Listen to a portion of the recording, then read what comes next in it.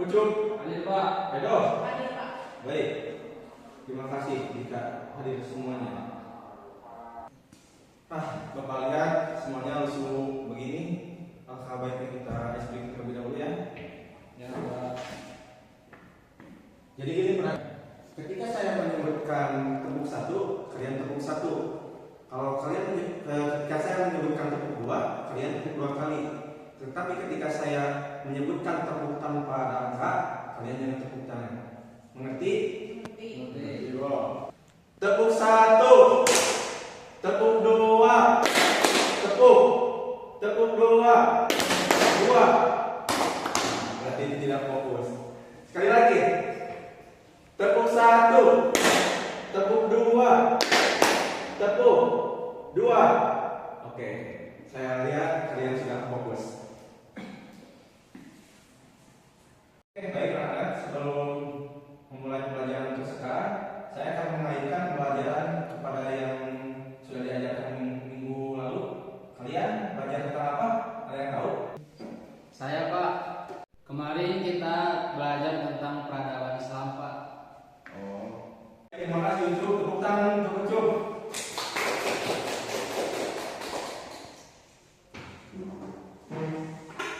Baik, ada yang sudah tahu? Sekarang kita akan belajar tentang apa? Belum Pak.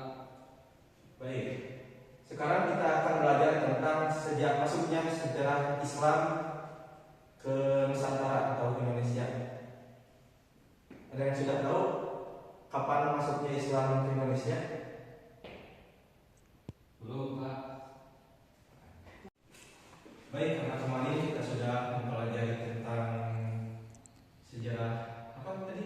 Peradaban Islam. Sejarah peradaban Islam seperti Bani Abbasiyah, Umayyah. Nah, sekarang kita akan menjelaskan tentang sejarah masuknya Islam di Nusantara.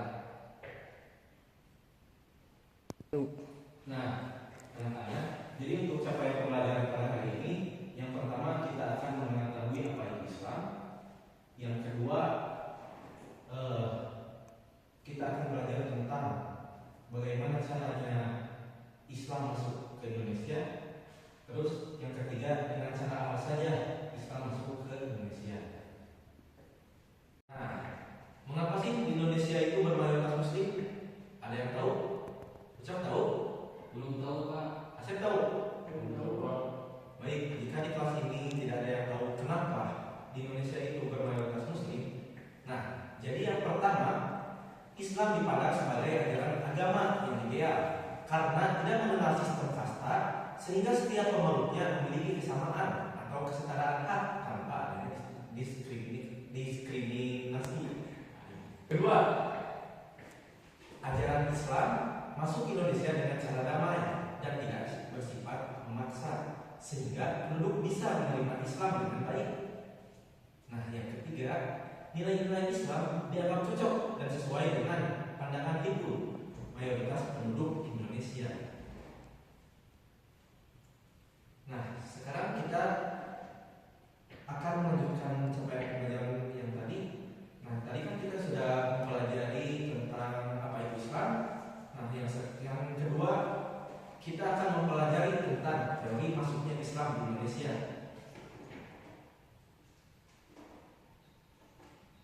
Nah, anak-anak, yang pertama itu ada teori Gujarat. Ada yang tahu apa itu teori Gujarat? Edo tahu? Asep tahu? Ucup? Belum tahu Pak. Baik. Karena di kelas ini belum ada yang tahu juga, saya akan menjelaskan apa itu teori Gujarat. Dalam teori Gujarat dikatakan bahwa sebenarnya Islam di Indonesia berasal dari Gujarat. Gujarat itu India, dan masuknya Islam pada abad ke-8 Masehi.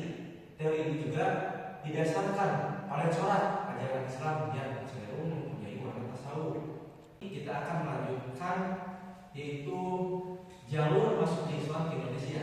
Ada yang tahu jalur masuknya Islam ke Indonesia itu ada apa aja? Jom, tahu Jom? Kalau nggak salah di Aceh itu Pak. Maksudnya jalur masuknya Islam Indonesia itu dengan cara apa aja? Oh, dengan cara berdagang. dia pedagang, tapi ada yang lain atau tidak? Benar. Set, tahu gak Set? Yang lainnya? Tahu Pak. Baik. Benar tadi benar yang dikatakan Ucup, yaitu ada perdagangan. Tapi jalur masuknya Islam ke Indonesia itu bukan hanya satu, tetapi ada 4. Yang pertama ada perdagangan, yang kedua ada pernikahan, yang ketiga ada pendidikan, yang keempat itu ada akulturasi budaya. Sekarang saya akan mengevaluasi tentang pembelajaran yang sudah saya sampaikan tadi, yaitu yang pertama, apakah ada yang tahu apa itu teori yang masuk Islam ke Indonesia? Baik, ya Dok, silakan. Teori Gujarat, teori Mekah, teori Persia. Baik, Dok, bagus sekali. Tepuk tangan untuk Dok. Nah, yang kedua, jadi dengan jalur apa saja masuknya Islam ke Indonesia? Ada yang tahu? Saya Pak, Baik, silakan Ucup. jalur perdagangan, jalur pendidikan, jalur perkawinan, dan jalur akulturasi budaya. Baik, tepuk tangan untuk Ucup. Jadi pada pembelajaran kali ini, jadi kesimpulannya itu Islam ke Indonesia itu melalui 3 teori, yaitu ada teori Mekah, yang kedua ada teori Gujarat, yang ketiga ada teori Persia, dan dengan jalur perdagangan, perkawinan, pendidikan, akulturasi budaya, sehingga Islam di Indonesia berkembang pesat. Karena materinya sudah habis, kita cukupkan sampai di sini. Karena yang di sana dia sudah bahagia bersama orang lain. Hidup sendirian tanpa kekasih, cukup sekian dan terima kasih. Baik, kita akhiri dengan pembacaan hamdalah bersama-sama. Alhamdulillah. Baik, sekian. Assalamualaikum.